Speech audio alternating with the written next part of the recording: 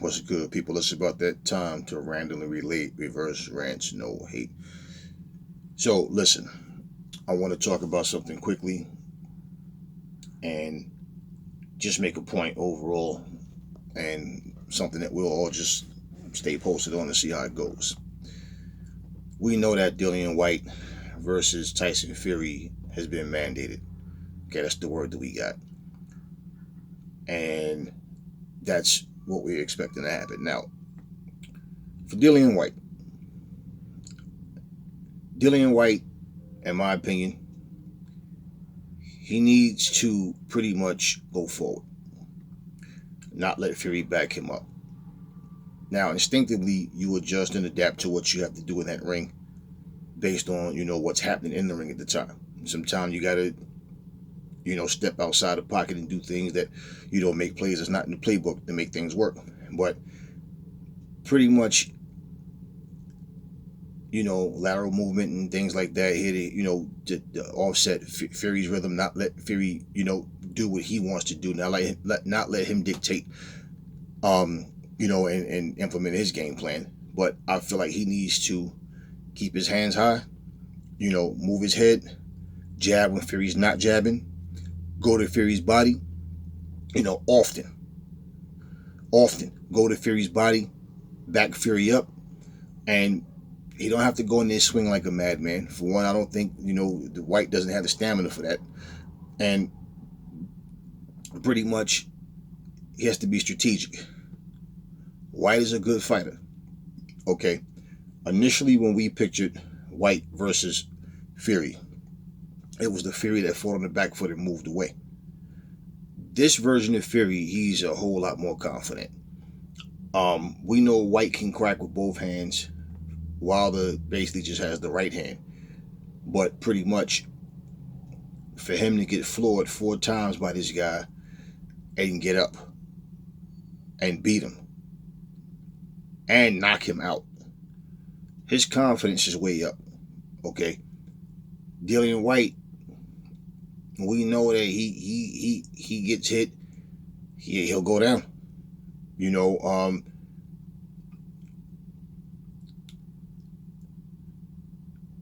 Dillian Whyte, I feel like he needs to pretty much, like I said, keep his hands up, move his head, jab when Fury's not jabbing, go to Fury's body often. Okay? Offset his rhythm, but keep him coming in, keep him backing up. Don't let Fury get comfortable. Fury is not as elusive on his feet as he used to be. Okay, that's why he adapted this style. He's a big man, and I always said, man, you need to sit down on your shots. You sit down on his shots, work behind that stick, use all that weight behind his jab and his right hand, and come in and move guys backwards. It will make the night that much easier for him. Now, being that he can't move like he used to on his feet. Okay, he's gonna go forward. I know a lot of people are thinking, because initially that, like the way we were initially imagining it, that's what he's going to do. I don't think he's going to go backwards. I think he's going to try and push Whyte forward. You got to backwards. Understand, Dillian Whyte is still not as big in height or physically as Fury. And pretty much the way that Dillian Whyte fights, Whyte can't fight backing up, for one. That's not his thing. Like I said, little lateral movement, side to side, step around. Fury's not going to let him get comfortable. Fury has to go forward. They both have to do similar things in the sense of, I think Fury needs to back up Whyte. Whyte needs to get close. Need to try to keep it at close quarters. Come in, bang him to the body. I don't think he needs to try to wrestle around with Fury. I think, like I said, he needs to keep his hands up high. Come forward, moving his head. Go to his body, jab when Fury's not jabbing. Whenever Fury's inactive, you jabbing. Jab to his body, jab to his head, but move. Don't stand there and let, Fury just, get comfortable. That's what I feel like he needs to do. Now, whether he can do it or not, because understand, this is not what we're used to seeing Whyte doing.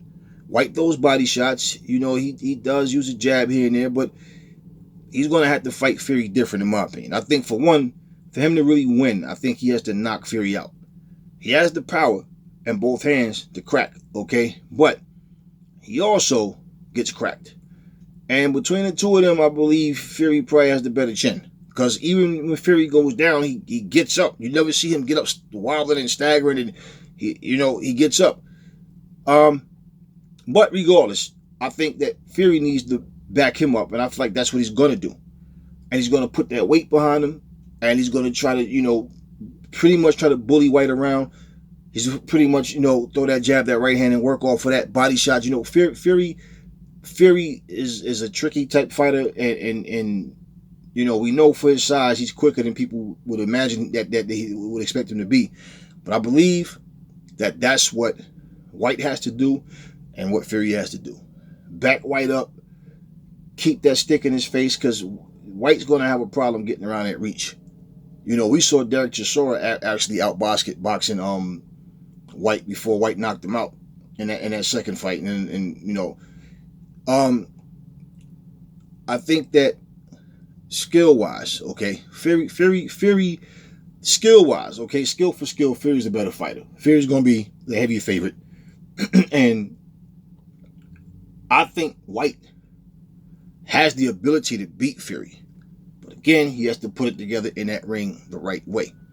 And I feel like Dillian Whyte, that Tyson Fury, like I said, is going to put that stick in his face, keep that weight behind him.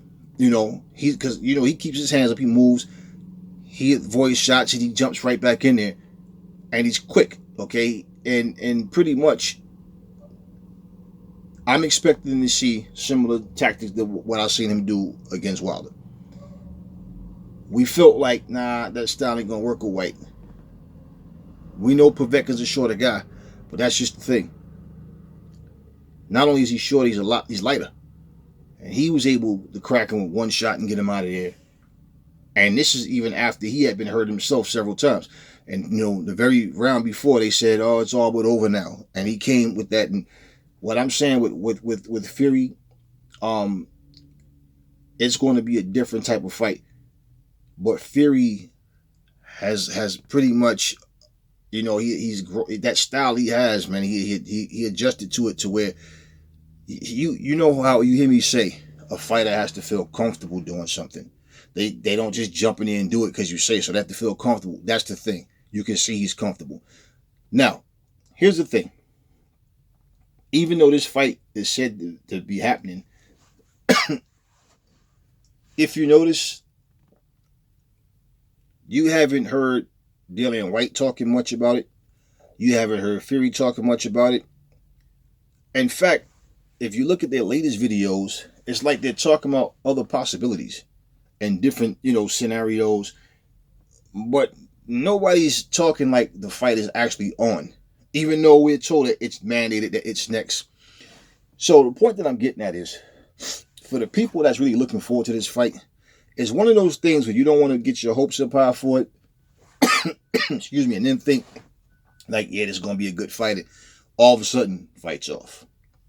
So I'll just put that out there because I don't know. By now, you'd have a big, strong buzz about this fight. You would definitely have a strong buzz about it.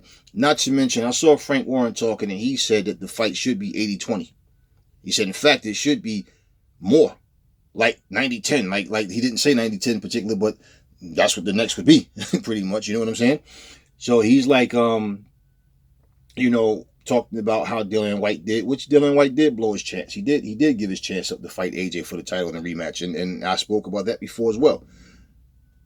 But this fight is not getting heavy press like that, man. It's like it's just been mentioned that they should fight. Pause. And look, the other thing, along with, them saying that should be the next fight, it's like, okay, if you're saying it should be, then it's not official. But to hit it, it's mandated. It's one of those things like, okay, sometimes that word salad gets you caught up and you're thinking that something is just to find out, nope. And another thing that I find weird that go along with that, people are talking more about Usyk versus Fury more than they're talking about Dillian Whyte versus Fury.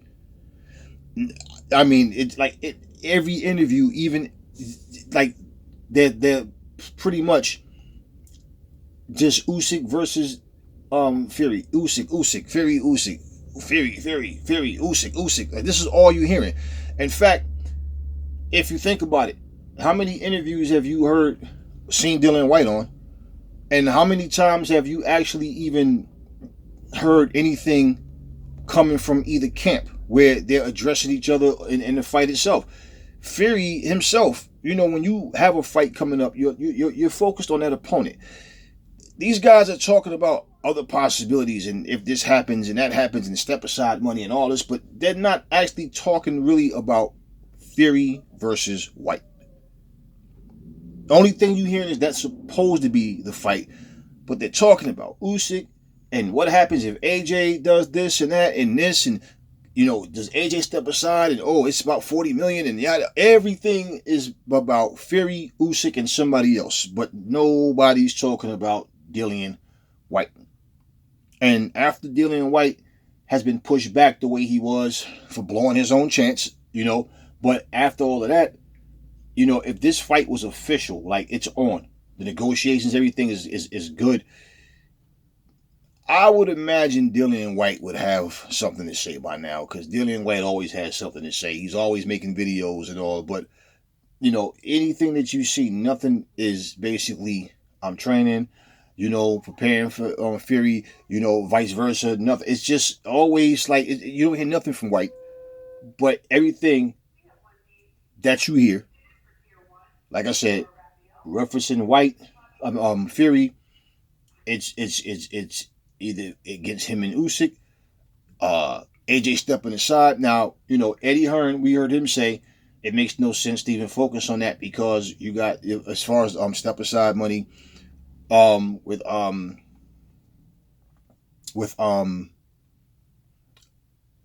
Usyk with AJ, because he's going to fight Usyk again, because you got the Whyte versus Fury fight. So, you're thinking about it and it's like, yeah, that makes sense. But this fight's still not etched in stone, man. That's the whole thing of what I'm saying. Is like, it's a strong possibility that we might end up hearing a couple of weeks from now something, somewhere down the line, that, the fight's off because of such and such a thing.